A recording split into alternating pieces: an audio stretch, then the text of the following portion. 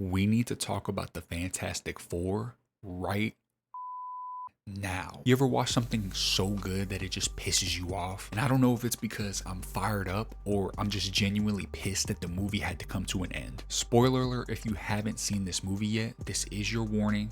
Go see the movie and then come back and let's talk about it. This movie is phenomenal. Everything from the pacing to the action to the visuals and the audio, having watched it in IMAX myself. The characters were displayed perfectly and everyone had their own moments of shine, right? Although not many, there are a few emotional moments that will tug at your heartstrings as well. This is Marvel's first family that debuted in the 1960s, the silver age of comic books. And after 3 attempts at the big screen that many considered unsuccessful, this has to be the one. The action and showcasing of powers, abilities, intelligence was amazing. We get to see comic book accurate fights and even one of the original Fantastic Four villains at the beginning, Mole Man. Since the group had been established for 4 years, we sort of see a 4-year montage of what they have accomplished as superheroes and even as peacekeepers. This isn't the main Marvel timeline, right?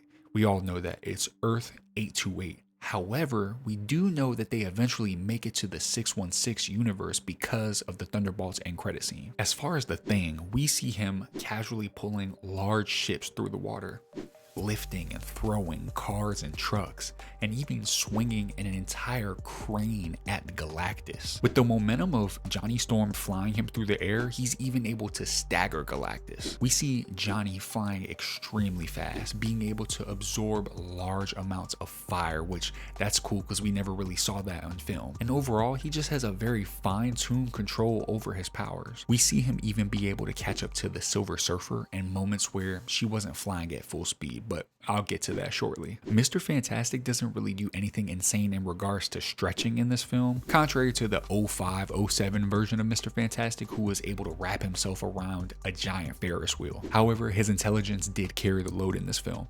He was able to create a device that could teleport things, and in theory could have teleported the entire planet had the Silver Surfer not intervened. He was able to come up with ideas on the fly as well, and that proved he doesn't solely rely on prep time, he can also be quick on his feet. As far as the Fantastic Four, the reason I'm mentioning Sue Storm last is because she is the MVP of this film in terms of what they did with their powers. She was able to make entire spaceships invisible, create force fields that could stop giant falling objects.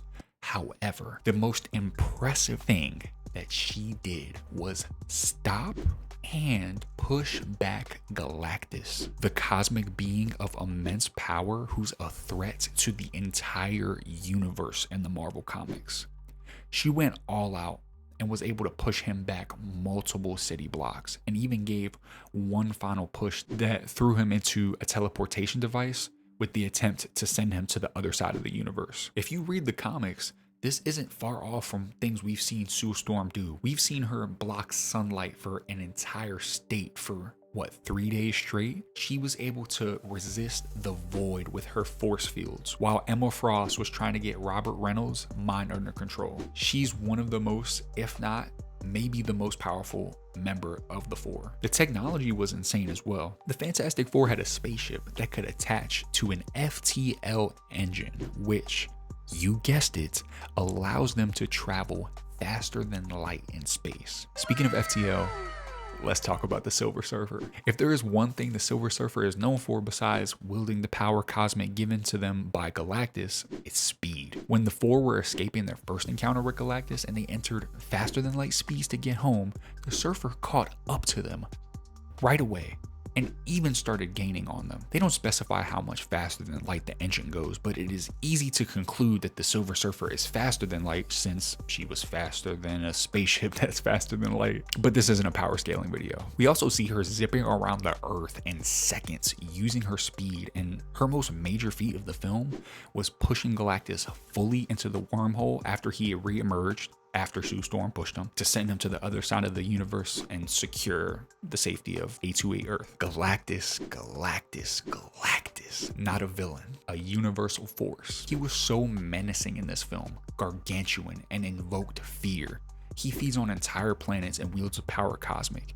He's insanely powerful, and he never took any damage in the movie, really. He lost in the end due to BFR, or battlefield removal. Everyone was questioning, how are they going to stop Galactus? And anyone familiar with the Fantastic Four knew that it would take a strategic and ambitious plan, not just some form of superpowered brute force. Speaking of someone who is even more powerful than Galactus, yes, baby boy Franklin Richards, a character who in the comics was able to create pocket dimensions as a child. One time in the comics, the Thing told him to grow up, and Franklin accidentally turned himself into an adult because of that with his reality manipulation powers, and he beat the Fantastic Four up because he was so confused. Galactus told the Four that Franklin was a being of infinite power, and he was still in the womb at that point. Galactus is a universal being that was essentially put in place for the balance of the universe and has a never-ending appetite. He scanned the power within Franklin while he was in the womb and believed that Franklin could absorb